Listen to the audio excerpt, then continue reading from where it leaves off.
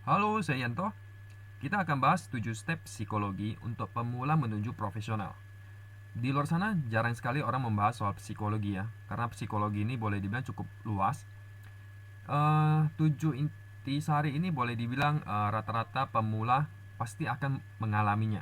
Terus kebingungan, eh, nggak tahu gimana supaya improve. Nah, di sini aku akan membahas satu persatu.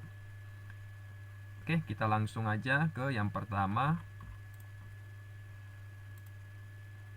Kita harus develop dulu suatu plan. Nah, develop dulu supaya kita tahu nih mau menggunakan indikator apa. Misalnya kita mau menggunakan Ichimoku atau menggunakan Fibonacci, moving average, atau mau menggunakan semuanya. Nah, kita harus tentukan dulu mau seperti apa. Atau menggunakan chart pattern. Setelah kita tentuin, kita cari yang resikonya kecil. Terus profitnya yang lebih besar. Misalnya resikonya 5%, profitnya usahakan di atas 5%. Jangan resikonya 5%, profitnya 3%. Itu resiko lebih besar. Terus kita nggak usah khawatir ya nggak dapat saham. Terus kita harus juga sabar. Kenapa? Nggak semua saham yang naik itu kita harus beli. Jadi kita harus tunggu dan sabar. Jadi itu adalah salah satu yang harus kita pelajari. Nah, satu setup itu bisa cuan di market. Jadi nggak perlu setupnya itu ada 2, 3, 4. Misalnya hari ini aku menggunakan moving average, besok menggunakan Fibo, terus lusa aku menggunakan chart pattern. Nah, itu adalah setup yang berubah terus. Jadi cukup satu aja setup sudah cukup. Yang kedua, kita harus fokus. Fokusnya itu harus sama setup plan kita. Jadi eksekusi plan itu kita harus seperti robot. Misalnya waktunya beli, ya udah kita beli. Waktunya jual, kita jual. Jadi nggak ada lagi seperti ada keraguan. Udah masuk ke titik entry, beli nggak ya. Jadi kita muncul keraguan. Oke, terus kita ada ketika peluang belum ada, jangan asal menebak.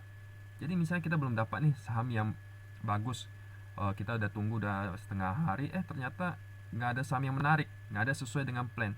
Nah, kita jangan asal, ini kira-kira bisa lah ya, ini kayaknya bisa deh. Nah, itu yang membuat kita akhirnya uh, entry dengan asal-asalan atau secara menebak. Jadi kita harus percaya pada setup plan dan percaya saat eksekusi. Jadi kalau misalnya kita eksekusi sama setup plan nggak percaya, gimana kita mau cuan di market? Terus yang ketiga, kita harus kontrol emosional. Butuh kesabaran untuk soal setup. Jadi sebelum kita cari saham, kita harus tahu setup kita. Terus kita sudah cari saham, kita lihat titik entry yang ideal sesuai setup kita itu di mana. Nah, kita harus sabar menunggu. Terus kita harus disiplin. Misalnya nih, kita udah entry di 3 titik. Terus kalau misalnya nggak dapat, kita geser ke atas. Geser ke atas. Takutnya apa? Takut nggak dapat saham. Nah, itu adalah nggak disiplin. Padahal kita udah set pas jam market tutup, kita udah atur semuanya, tapi kita nggak disiplin. Akhirnya apa? Akhirnya resiko yang menjadi besar. Terus kita butuh percaya diri untuk setup. Jadi kita nggak usah mendengarkan setup orang. Kita cukup percaya diri, setup kita yang kita lakuin itu sudah cukup bagus. Terus menunggu itu adalah ilmu yang sulit. Kenapa? Karena dengan menunggu kita melihat banyak saham yang naik, kita jadinya terburu-buru. Buru-buru untuk ngejar segala macam. Jadi kita harus sabar untuk menunggu sambil kontrol emosi dan kedisiplinan juga. Yang keempat, kita harus kenali trading system seperti orang yang paling dekat. Jadi kita harus tahu nih, dia punya risk reward seperti apa, winning rate, kekuatannya dan kelemahan. Misalnya nih, dia punya kekuatan itu buy on weakness. Nah, kita harus unggulkan di kekuatan ini. Kelemahannya misalnya buy and break out. Nah, kita tahu kelemahan ini, kita nggak usah lakuin. Kenapa? Karena kalau kelemahannya ini, berarti kita seringnya kena floating loss atau kena cut loss. Terus kita harus tahu juga risk rewardnya, winning rate berapa persen. Winning rate nggak perlu tinggi-tinggi, cukup 50% sudah cukup. Yang penting RR-nya lebih tinggi. Terus sudah tahu jika X terjadi maka lakukan Y. Jadi kita selalu ada plan. Misalnya saham lagi naik, kena resisten, kita akan jual. Kalau nggak mau jual, kita akan hold. Nah, nge-hold ini kita ada plan lagi. Kalau misalnya turun, kita mau ngapain. Kalau dia naik, kita harus ngapain juga. Jadi selalu punya plan. Plan boleh berubah, tapi perubahan plan, ada plan baru. Jadi plan A ke plan B ke plan C. Itu wajib harus ada. Terus kita harus jadilah 1% di market. Nah, kalau misalnya kita mau jadi profesional, kita harus praktek di atas rata-rata trader. Misalnya tradernya sehari cuma 1 jam, maka kita praktek 2 jam per hari. Kalau rata-rata review saham 1 minggu sekali, kita review saham setiap hari. Rata-rata psikologi untuk trader itu kurang tajam, kita pertajam. Nah, jadi kalau misalnya kita lihat pemain-pemain profesional yang seperti olahraga, mereka itu jadinya 1%. Effortnya itu jauh lebih tinggi dari rata-rata yang lain. Karena supaya mereka bisa menjadi 1% ini. Oke, ini yang kelima. Dan ini keenam. Terus mengurangi katanya.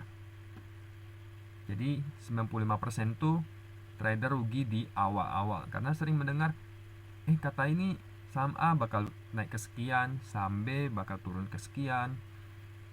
Kata A, perusahaan ini mau diakuisisi, kata B enggak gitu. Jadi kita sering mengikuti katanya. Terus kalau kita mau profit, jangan fokus sama opini dan pandangan orang lain. Jadi kita mendengar boleh, tapi kalau fokus ke pandangan dan opini orang lain, itu jangan, salah besar. Jadi kita abaikan aja, fokus ke trading system kita sendiri. Jadi ini adalah jangan mengikuti atau kurangi katanya. Yang 7, kita harus jadi trader profesional, harus fokus sama setup plan, kontrol emosi, selalu ada plan. 3 ini boleh dibilang simple, tapi untuk menjalaninya nggak mudah. Kenapa? Karena di market banyak sekali godaan yang membuat kita itu kehilangan emosional, terus planning yang nggak selalu diikuti, terus nggak fokus soal setup plan. Jadi kita harus pertajam trading system sama pengalaman. Dengan pertajam trading system dan pengalaman, maka kita semakin menguasai ketiga ini. Oke, itu adalah 7 step psikologi dari newbie ke profesional. Aku ada grup untuk diskusi, bisa join, itu secara gratis ya. Ada di deskripsi, nanti diklik aja join.